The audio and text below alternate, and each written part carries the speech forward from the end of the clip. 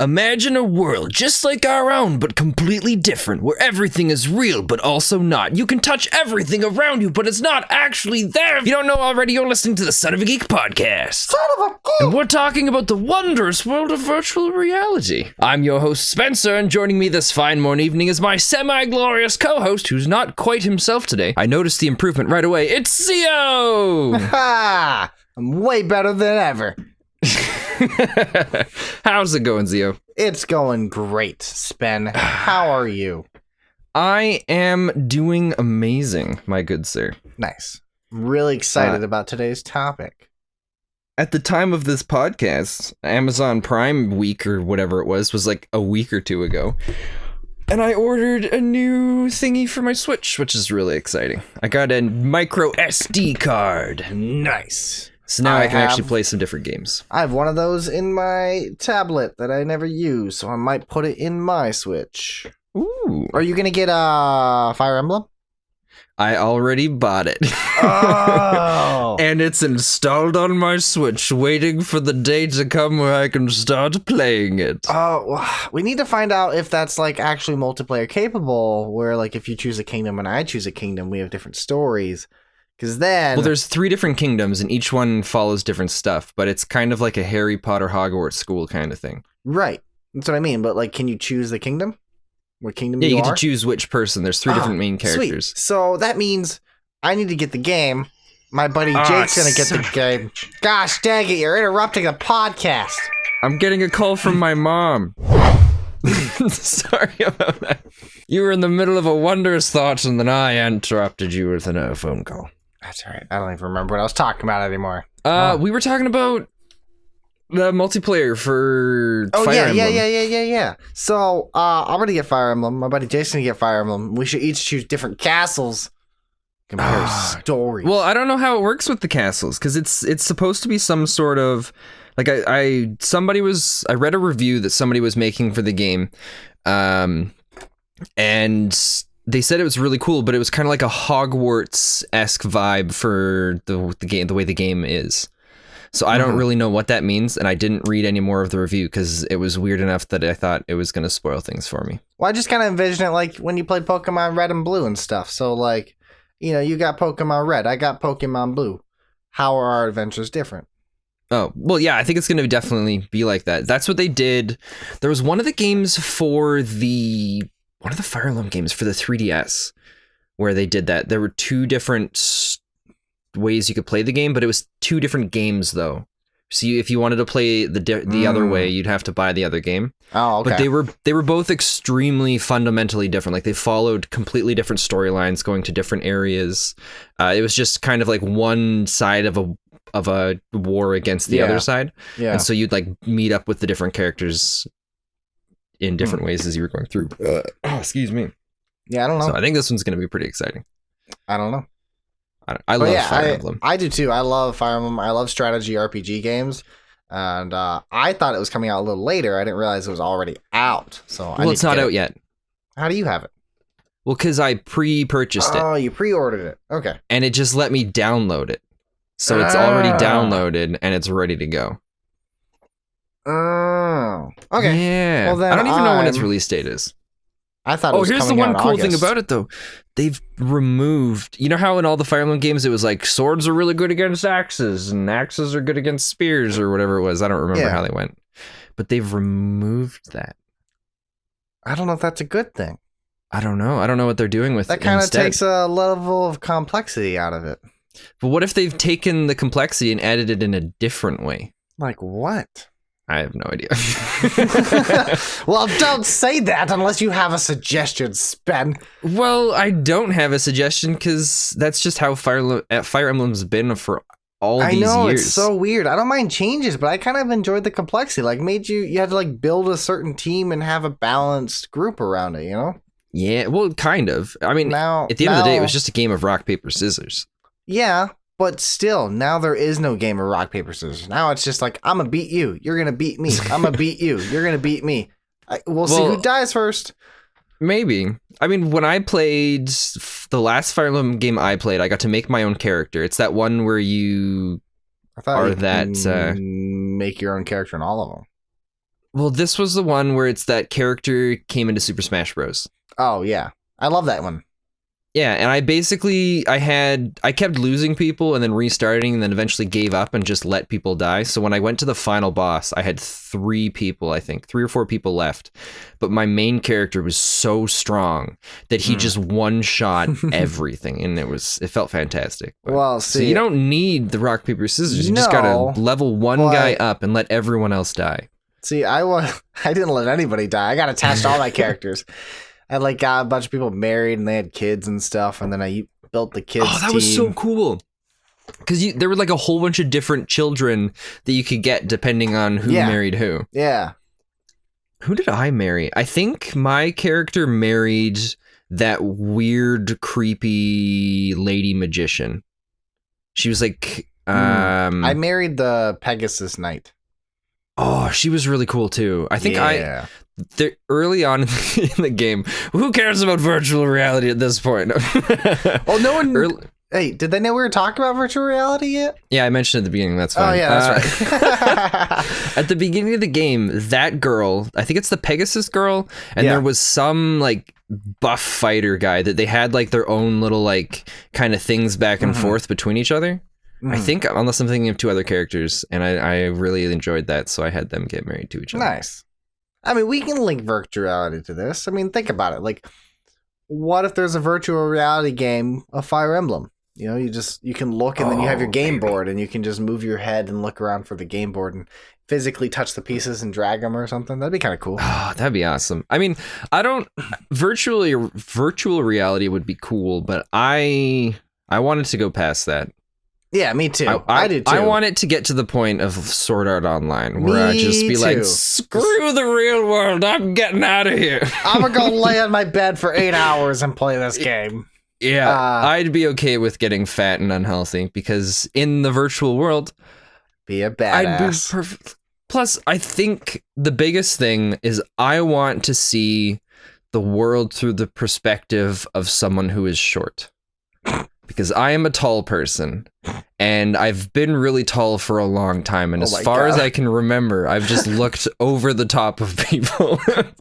I've just been looking down at people my whole life, and I just want to find some people I can look up to. Oh my gosh, No, but I'm dead serious. Like, that is one of the things I'm most excited about for the idea of virtual reality, is being able to run around and be a short person. Really? 100%. All right. It's like it's I don't know. It's weird. I just want a level of realism. Like, I want to go into battle. So I don't know if you've ever done like Daggett or LARPing. I have not. With those? You know what they are? Oh yeah. Okay. So like Daggett is basically LARPing without the magic aspect. I went and played Daggett when I was in college with this group. And it was so much fun. It was just so much fun to have like these styrofoam swords and shields and spears and everything and like beat the crap out of each other. I just want to do that in a virtual game. Yeah, that would be pretty sweet. Have you talked a long time ago, I think in a couple podcasts like early on, that you were signing up for a LARPing thing. Did that ever go through? So what I was wanting to do then is I did interviews for my personal channel, and like those went really well for like Comic-Con and stuff, and I wanted to go do interviews for a LARPing event. And while I was able to come and try to do interviews, it wasn't like exclusive access. Like, I was only allowed to certain parts of it because like they have like designated zones where people can be themselves, and then anything past that, they're in the game world, in quotations. And me doing that would kind of interfere with the experience that these people are coming to try to have. Cool. That would make sense. So I didn't do it because I didn't want to be disrespectful towards that. Which sucked because I still think it'd be a lot of fun and really cool. But no, that's fair. That's kind of the closest thing to VR we have right now, is pretending. Pretending.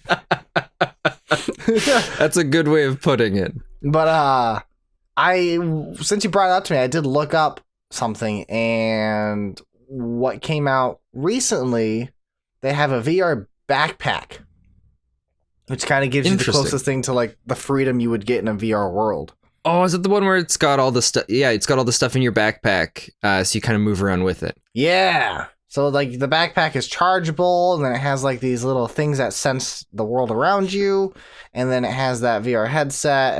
The backpack powers it. It's basically like you're wearing a computer on your back. Oh, okay. That sounds like kind of heavy. Well, I guess some computers are pretty small. Yeah, it's not that big. It doesn't look big or heavy. But it's really expensive. Like right now, it's like $3,000. Oof. Well, I guess that's not too bad. That's like the price of a computer and a VR headset. Yeah, a really good computer and a really good VR headset. Yeah. Yeah, I can't say no to that then. But I mean, how cool would it be if that became like at a consumer level? I'd spend like maybe $700 to $1,000 on this.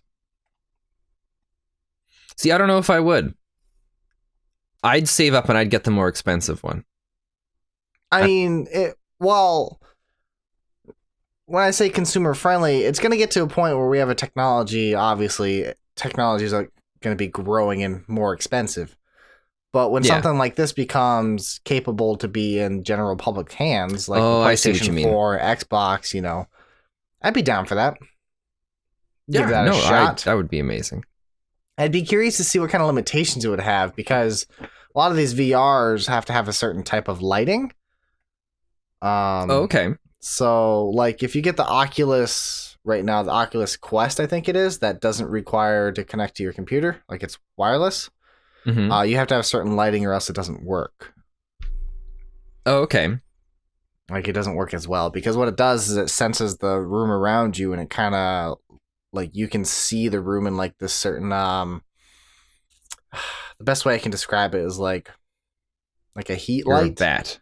Like a heat lighting goggles or something like that. So, like, you can see the room in, like, this really, like, dark blue, and you can outline how big the room is so it knows where the sensors are. Oh, okay.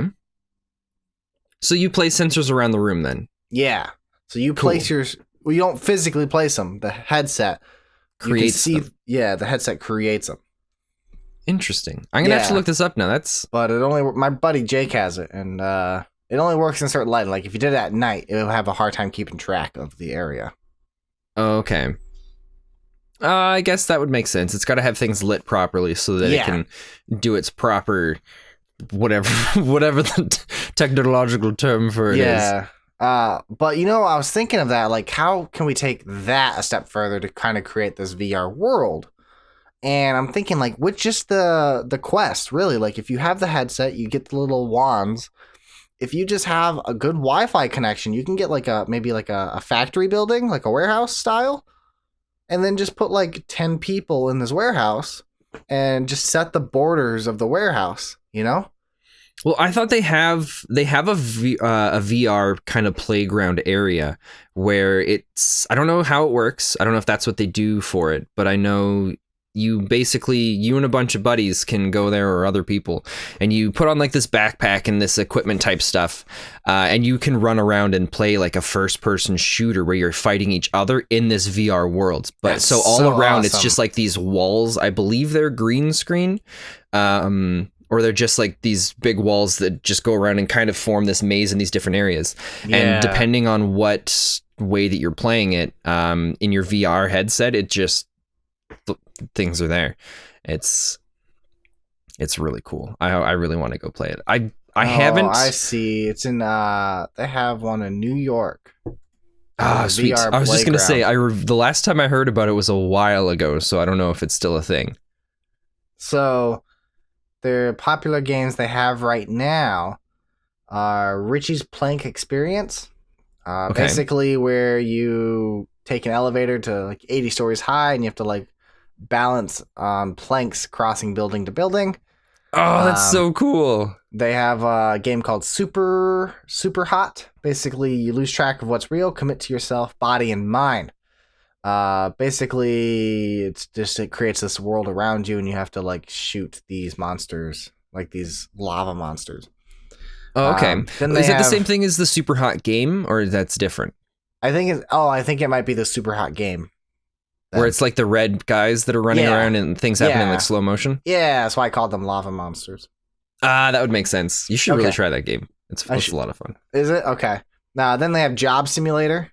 Oh, thank God. And then they have a game called Arizona Sunshine. It's basically a zombie apocalypse world. Oh, that's so cool. But they have all kinds of games. They have Quiver. It's an archery game. Sneaky Bears. Basically, it's hide and seek. A horror shooter. Oh, hide and seek in VR would be so cool. Yeah, it would be, because you don't really have to hide. You just hide in the game. Yeah. They have horror games. Oh, man, that'd be awesome. They have Affected the Manor. So basically, you just go in this mansion. And then you just walk around in this mansion, I guess. Oh, that's so awesome. That's in New York. Yeah. We're taking a road trip.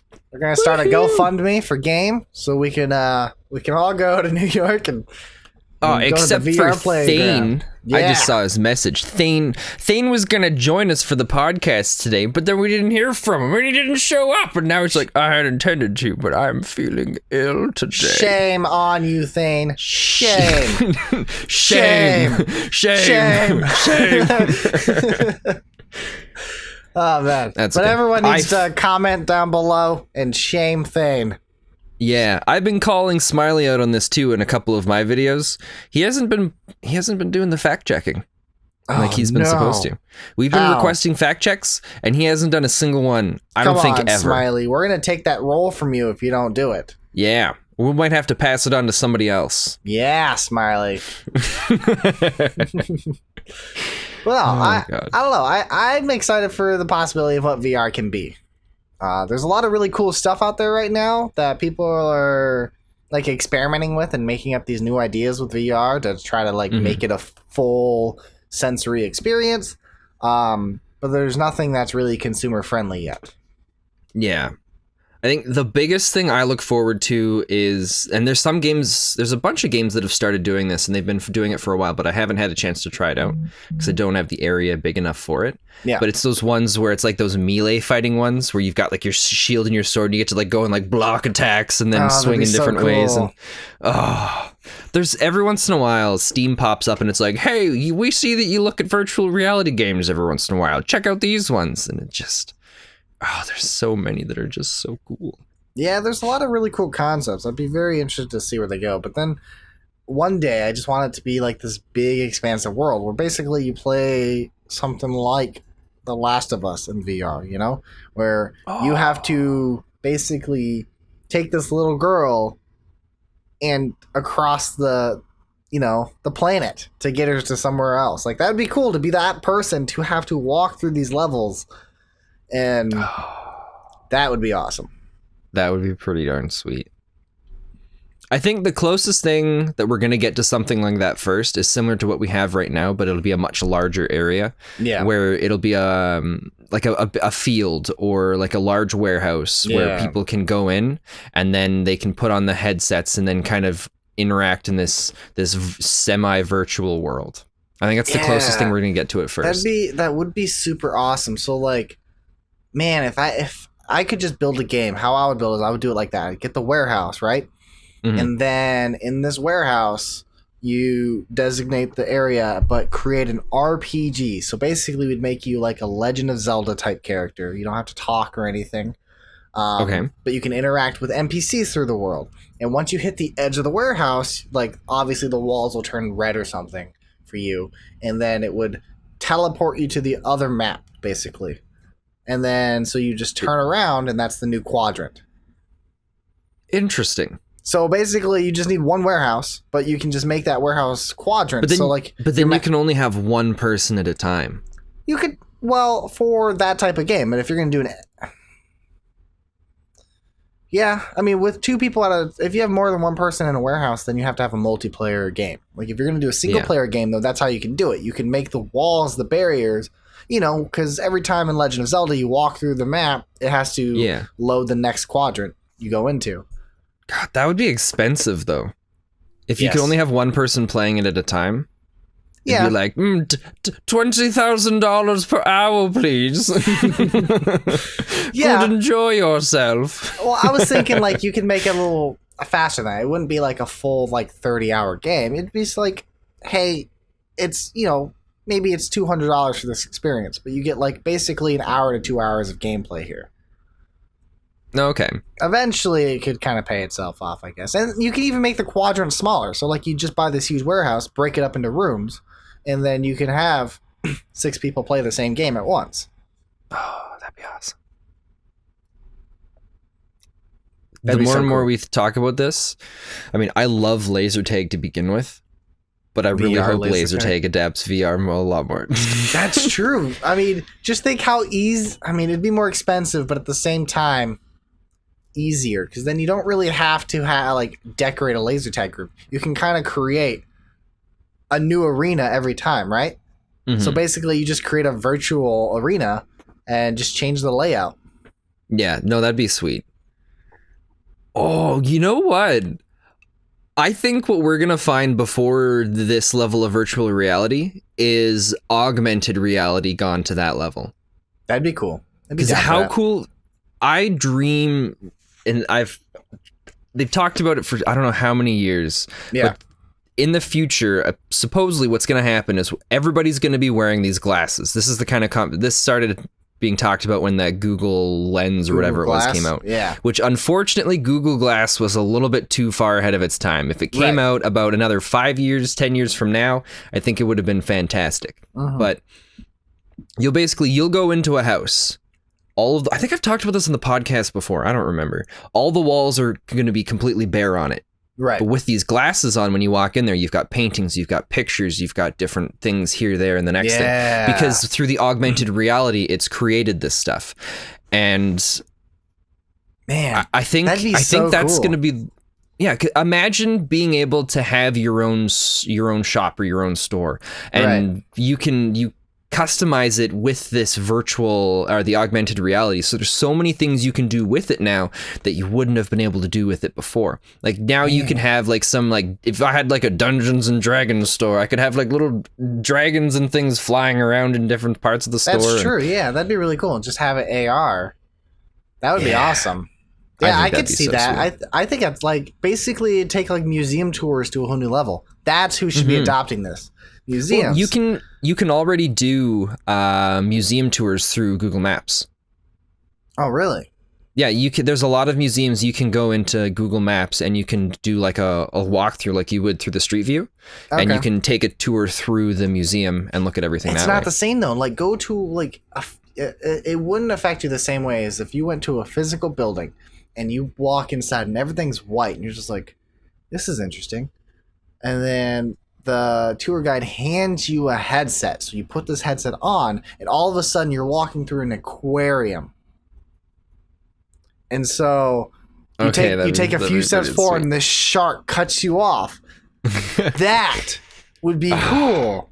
It'd be so awesome. Like that is what we need to have. This is what we need to make, Spen. When we create a game office, we need to create like virtual Nice. tours. That'd be so cool. Well, because I think. I mean, virtual reality would be awesome, and I want that even more. I want to just be able to sit down, plug it into the back of my head, and then just go explore all these other different worlds and places. But augmented reality, I think, is something I'd be more excited for in the fact that it would take what's real and everything around, but it would just add the extra flair to things that would be difficult to do otherwise. Mm-hmm. It would also open up a lot of... the one thing that would suck though is hackers and spam. Yeah. Like you walk into a room and just like bloop, bloop, bloop, bloop, bloop, bloop, bloop, all these windows pop. You're like, ah, shit. God dang, I gotta get rid of these. Yeah, that would. But at the same time, we're not going to talk about the negatives here. We only got to think about the positives. Oh, that's right. We only talk about the positives here on the Son of a Geek podcast. That's right. Son of a Geek. Yeah. But no, it'd be so cool. So I guess I have to bring this up. I brought this up with you before. We gotta talk about it again. So VR headsets, they're coming out with things. You have haptic vests you can wear essentially, and the vest can work in tangent with like VR chat rooms. So you create a digital self and then talk to another person who's their digital self. And with the haptic vest, you can hug somebody and they can feel your hug. You sent me that video a while ago, didn't you? About that vest? Yeah. So that's right. I forgot about that. Super weird it's and kind of still cool not and super creepy. advanced. And I think in the video, the guy was saying it felt more like a tickle than anything like that. But they're still working on some more advanced versions of it. And that would be... That'd be the weird. idea of that, though. Could you imagine, like... Do you remember back in the early 2000s where chat rooms, like AOL chat rooms, were super popular? They're all over the place. Everybody was a part of a chat room. Now, VR can create this virtual chat room. So, like, you can just go to, like, this digital club and go hang out with other people. They already have that kind of stuff. Just not to the fullest extent. Like, I know, but that's what I meant, like, where you could feel things now, too. So, like, it can change the way it works. So, it feels like you have real human connection. Like physical connection. Okay. No, that makes sense. That'd be interesting. And then... it would be hard to get used to. It would be. But I mean, that's the direction when we want full VR, right? You want that experience. You want the sensory experience too, right? I don't know. I don't know if I want it just... I just want to go to sleep and, and have my VR that way.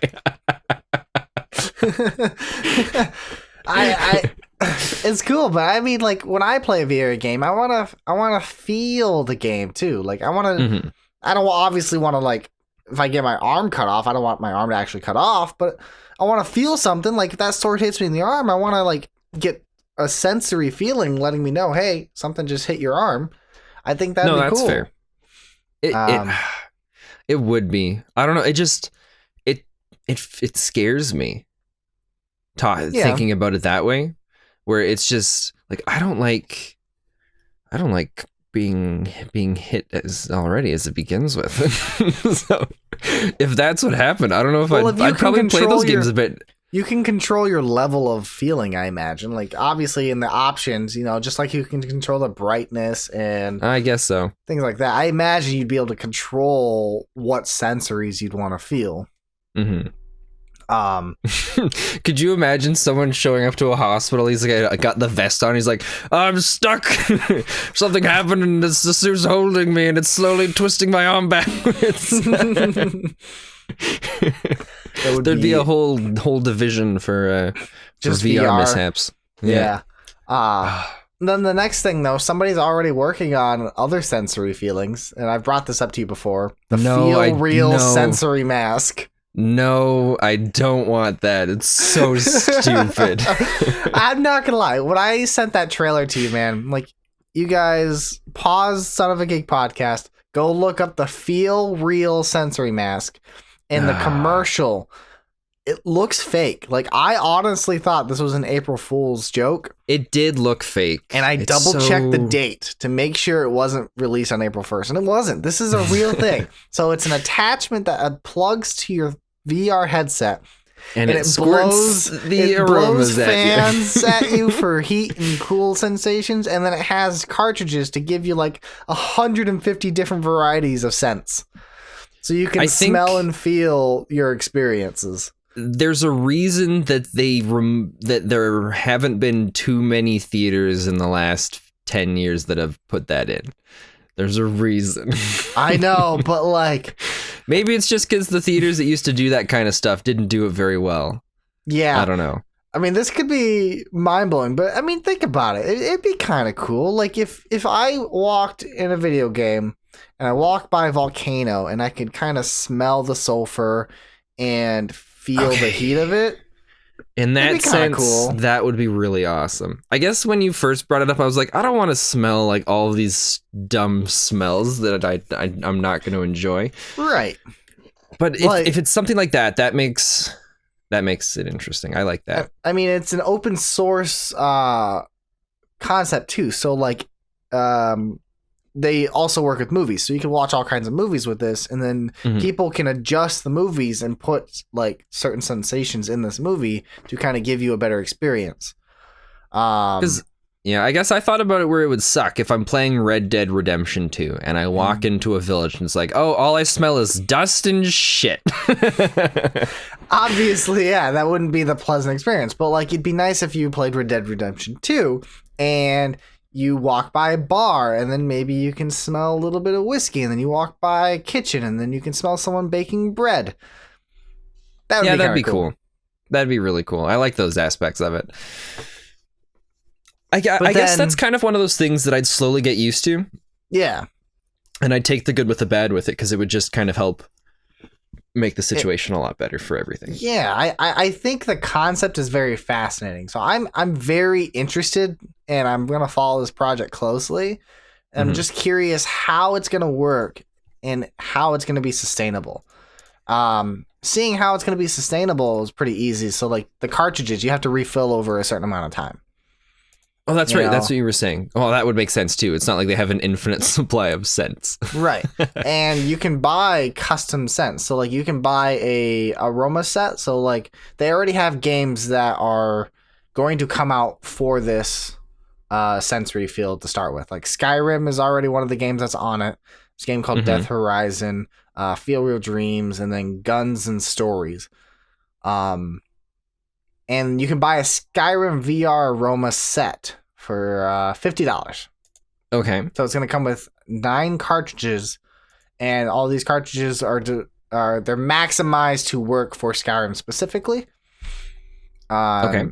So when you play Skyrim, you can get these certain scents when you play the game. And then you can also buy individual cartridges, though. So like you can buy a cartridge called Thunderstorm, Summer Night, Sulfur, Spring Forest, Gunpowder, Forest, Explosion, Electricity, and each cartridge is $5. Okay. Yeah, I'm just looking this up right now as you're looking at it too, and it doesn't actually seem that bad. Yeah, and it seems to work with like every variety of headset so far. I mean, I'm not gonna buy it, but it's actually pretty cool. I'm very curious to how it's gonna work. So like movies that are already coming out for so they have Ready Player One. Oh, Rhythm Game. They have a sense for that. For Rhythm Game. They also have sense for Arizona Sunshine. The zombie apocalypse game. So I'm curious, like, are you gonna be able to smell dead zombies? Like, if you don't see the zombie, can you smell them? That'd be kind of cool. Oh, it just smelled bad the whole way through. Could you imagine, like, doesn't the thing come down in front of your face pretty far? Yeah, so like like if you threw up from the smell, you throw up on your mouth. I can't imagine the smells being that strong. Well, I don't know. You never know with that stuff. That's fair, I guess.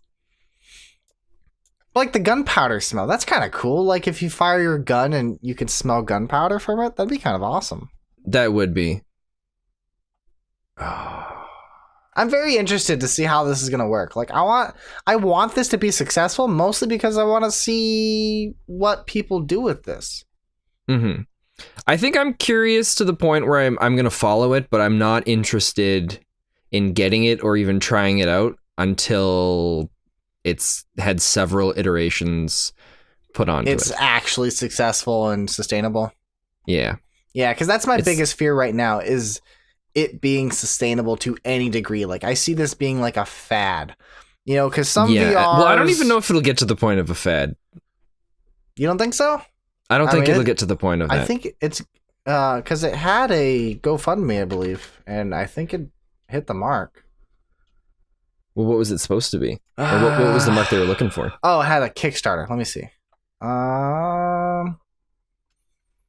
Campaign. Looking at their campaign. You can pre-order it. Let me see. I think it was already successful because there's no longer a campaign like telling you how much it has left. It's okay. So yeah, it already reached its campaign and it had 561 backers and they made $140,000. 141,000? Yeah, that's not bad. Wait, and how many backers? out of less than 600. Okay. I don't know. With that many backers, I think their goal was only 20,000. Oh wow, that's pretty good then. Yeah, they went way above their goal. Well, I'm happy for them. Yeah, I hope it works out for them. I don't think it is though. You don't think it's gonna take off? I don't think it's gonna take off. That's fair. Yeah. Maybe it's still kind of a very, very niche thing. Yeah. Because VR is already niche, and so this is like a super niche thing within a niche already. I don't know. We'll see. It might just be one of those things where it pops up once, kind of like how VR did, and then disappears for a while, and then pops back up again, and then it starts to happen. That's true. VR kind of went through phases. Like when it first came out, it was just this huge fad, and then it just died. And then it's kind of making the right stepping stones. Was it even a fad when it first came out? Yeah, I thought it was pretty popular. A lot of people were trying it out, and then it just wasn't used for like a year and a half or two. I do gotta say though, when the PlayStation 4 first came out with their headset, they've been doing a pretty good job staying on top of it. I mean, they usually kind of create these new things and they do really well, but then they never promote them. Sony's been pushing pretty hard on their headset, so it's got to say something. Usually Sony gives up on everything like the Vita and the PSP and... No, that's fair. I mean, VR, I don't know. Sony, well, because I think they were the first one to really jump on the VR out of the consoles in this regards. I mean, people say no, Nintendo was. It's like that was like billions of years ago. It doesn't count. Yeah. And I think because the others haven't, it's something they kind of came up with for their console and they put it out there instead of what usually happens where they just kind of follow something else that happened, like with the PlayStation Move and some of the other stuff. Yeah, like I think in the reasons why the other ones they just kind of fell off on was because it was just made after something else was made. I don't know if it was just to follow along with it. Yeah. Well, with the PSP, so like they made the PSP kind of to combat the Game Boy. And while it was a good console in theory, like it had a disc instead of a cartridge and stuff, and so like it was easier to damage them. The PSP was very successful in Japan and like their own country. And less so in America because Game Boy just kind of rules America. Nintendo rules the handheld over here. But then the Vita came, so they pushed the Vita. Yeah, they pushed the Vita, and the Vita is widely popular over there too, and less popular here. It's because it's still just Nintendo. But I think Sony's problem with those is they don't advertise them well enough. I love my Vita. The Vita is a fantastic console. So the Vita is basically kind of like the Switch. So if you're on a Wi-Fi network, you can pause your game on your PlayStation 4 and play it on your Vita. Yeah, that was really cool. I think that was one of the selling features of it during the E3 many years ago. Yeah, and that was really awesome. You can do that, and then your Vita could also like be like a secondary screen for certain games. And it had the cartridges. The Vita was a great console. I loved the Vita. Sony just like, they make these really good things and then they just stop supporting it. And I was kind of worried they're going to do that with the VR headset. And they didn't. They're still kind of pushing it pretty good. But that's right. There was a while where there was a huge push for all of this tablets or other devices connecting to games and being like an additional part of the experience. And it's kind of just fallen off. Yeah, because the Wii U came out. Like the Wii was so successful, and the Wii U came out, and it was like, oh, this tablet idea is going to be fantastic. So everyone jumped on the bandwagon. That is not what I meant. And then everyone was like, wow, this is trash. We're not going to do that. And Nintendo was like, you're right. It is trash. Let's make the Switch. No, I'm talking about back when screw you, CEO. That's actually the time frame it happened when the Wii U came out, because when did Sony create the PlayStation Move? After the Wii. Then Xbox had the Kinect after the Wii. Well, I think it was the Kinect and then the Move. Either way, the point is they came after the Wii, and Nintendo was like, "Oh, the Wii was such a success. Let's just follow that trend."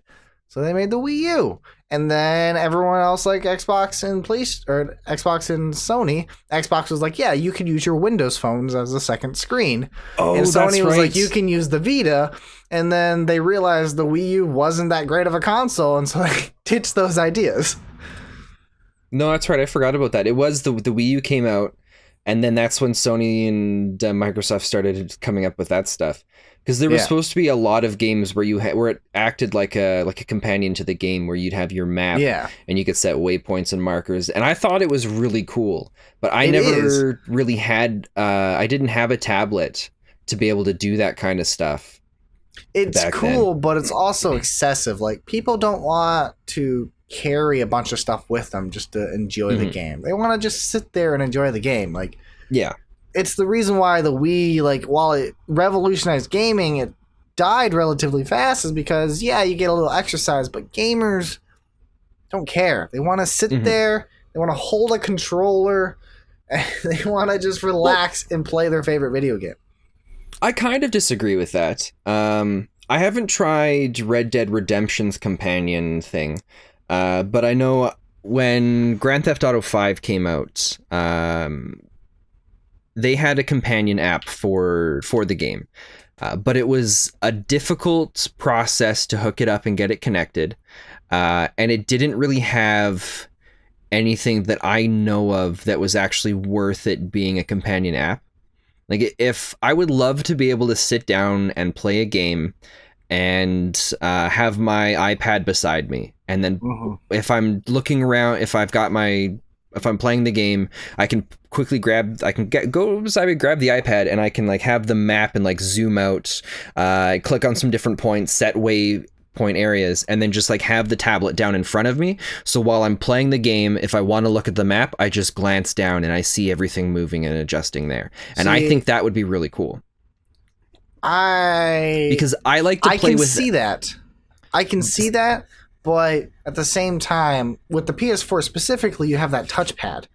And what I like to just push the touchpad and my map pops up. I don't have to do any other movement than my thumb. I want that, like, that option I think should still be in it. But when I play games, anytime there's a game that has the option to remove the HUD, I get rid of it.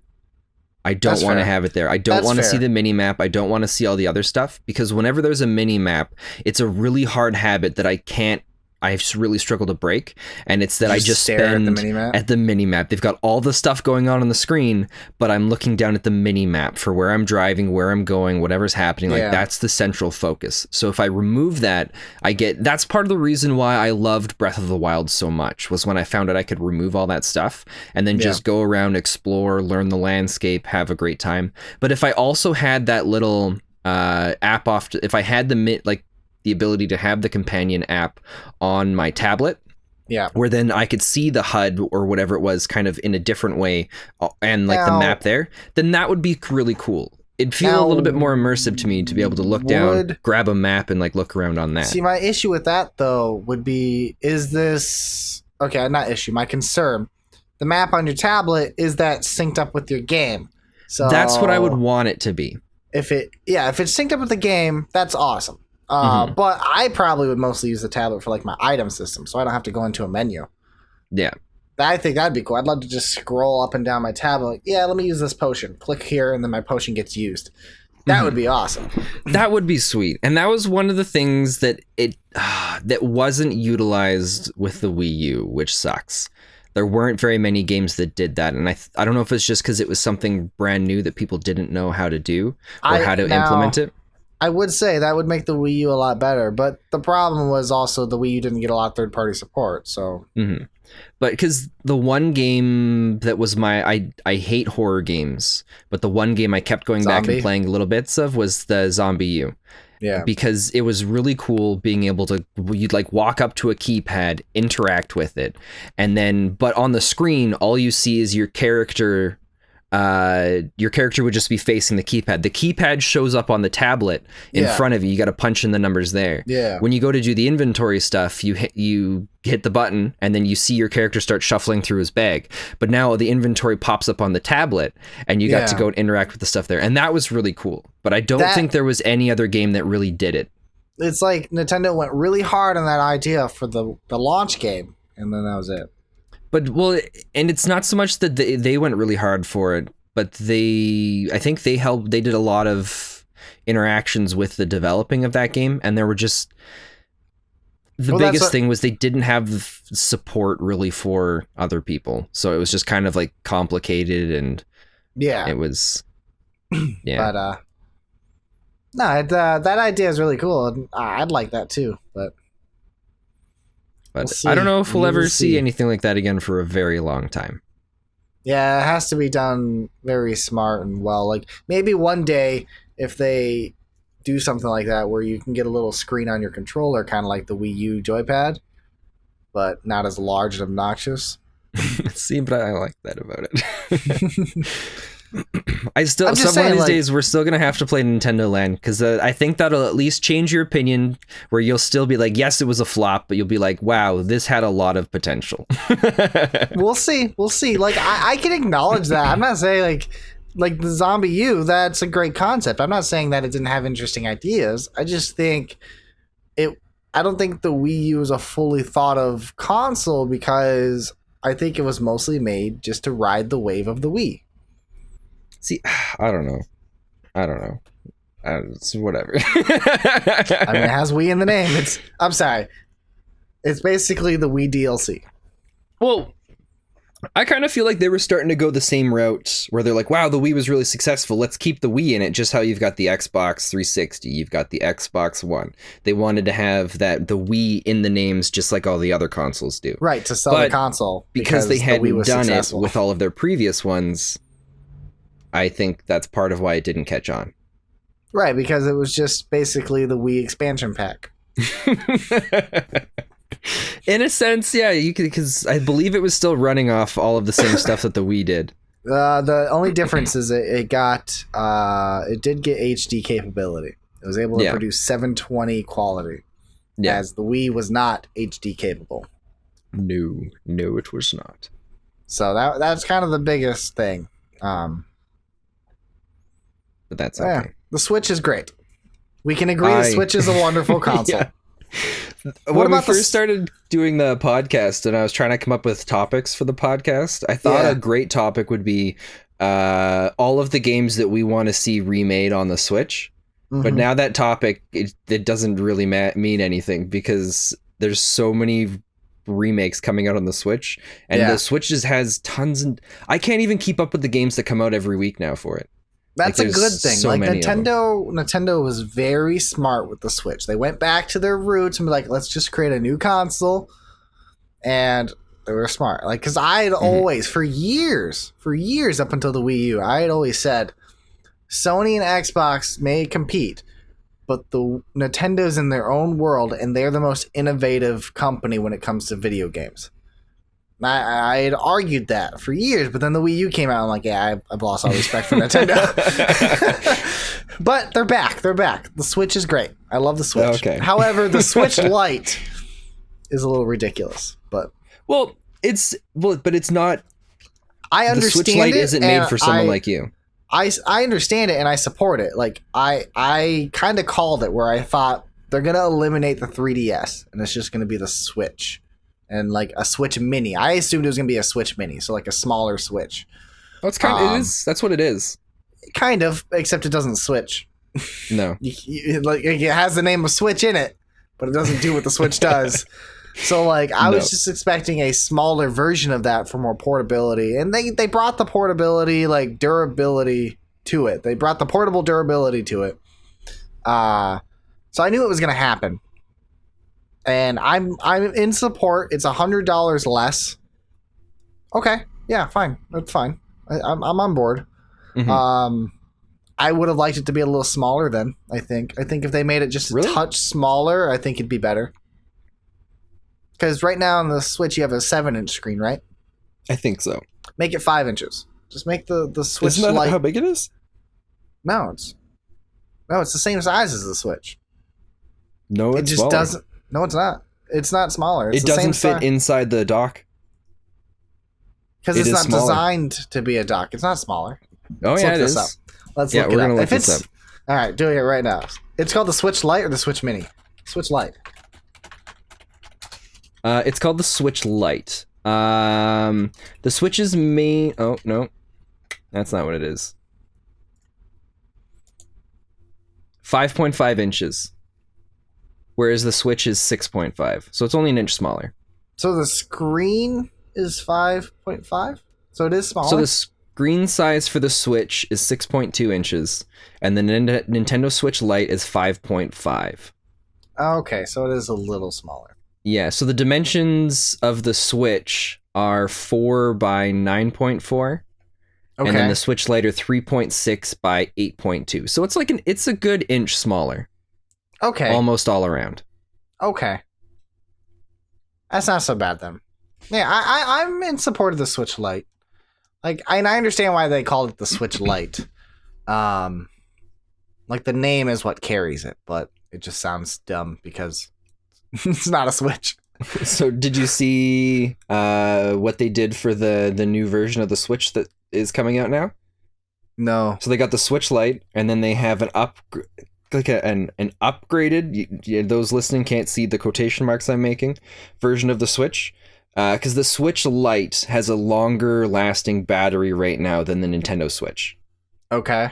So now the new version of the Switch that's going to replace the old version of the Switch, it's got like up to a 9-hour battery life now. It didn't upgrade any of the components or anything like that inside. I think it's just an increased battery life.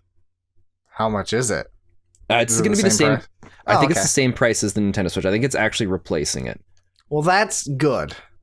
That's good that it's going to have a longer life. It sucks because anybody who bought it before that is not going to have that battery life. Yeah. I don't even remember what it's called. That's cool, though. I'm glad it does have, original Switch. Oh, it doesn't, 4.5 to 9 hours of battery life. Yeah. As the it depends on the game you're 2.5 playing. to 6.5, yeah. Which, I mean, 2 hours is up to like 2 or 3 hours is a pretty big difference, I would say. That is a pretty big difference. No, that's pretty cool.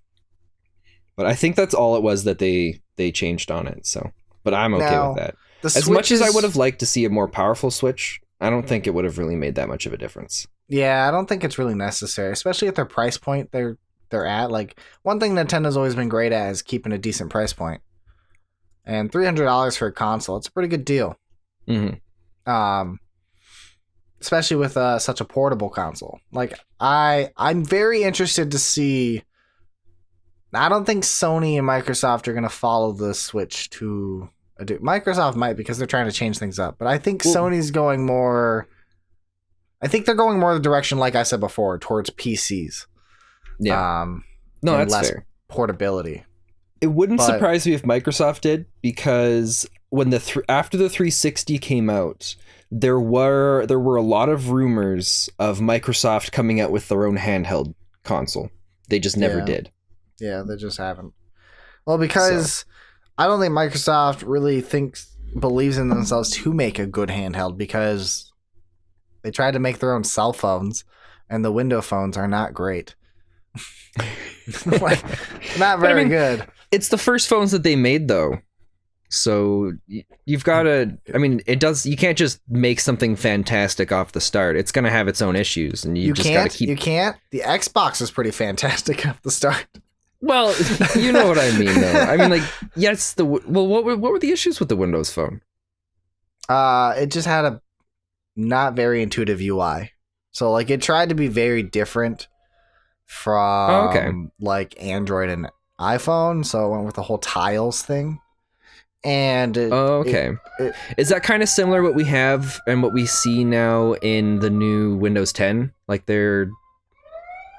Because they've gone with a bit of like a tile type of thing. So Windows 10 is adapted. So they came out with the Windows Phone around Windows 8. And then Windows 10 is a much better version. And so Windows 10 phones are better, but they're just... It's still... Their market isn't very large.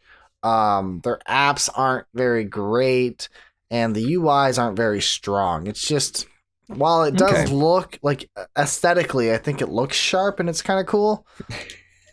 I don't think it does anything else beyond that. Well, I like how with our podcast, we started out with introducing the topic of VR. And then began talking about Fire Emblem, and then made our way to VR, AR, Nintendo, and then ended with Microsoft phones. And we're going to end it with Microsoft is going to probably try to come out with a VR headset when VR takes off. They're going to call it the VR Connect. That's what it's going to be called. No. It's going to be called It's going to be called the Microsoft VR Connect. Microsoft VR Connect. Yeah, they're going to somehow put Xbox or Microsoft in the name of it. Yep. And so you have to have the Kinect, and then you wear a headset. I like it. I think that's you wear the Kinect as part of the headset.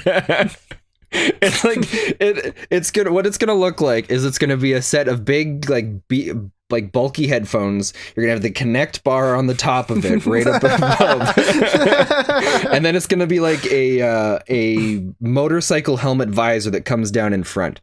Oh my god! And that's what it's gonna look like. I guarantee it. That's way more ridiculous than what I was thinking. What I was thinking is... If I'm wrong, Toll will give everybody $5 that listens to this podcast. Here's my prediction. The Kinect is gonna be modular. So it's gonna be like the giant Kinect thing. And your modular stuff. No, listen. This is brilliant. Yeah. No, so it's gonna be in 4 sections. Each section's gonna have its own camera. Because the Kinect always has 3 or 4 cameras, right? Yeah. It's each gonna have its own camera, and then what you do is you break it up into 4 little pieces, and you put one on each wall in your room, and there you go. It creates the VR world for you, and you just get a stupid headset.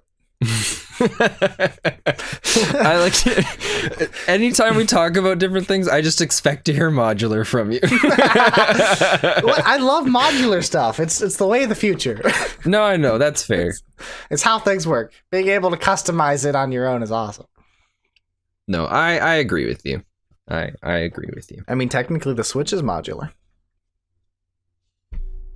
It's pushing it, but I guess yeah. Yeah, I mean, modular. You throw the controllers down, boom, and you can change your little controllers you use. Yeah. Okay. Well, thank you everybody for listening to the Son of a Geek podcast. That was actually I really enjoyed this one. This one was good. Yeah, we should not have Thane more often. Yeah.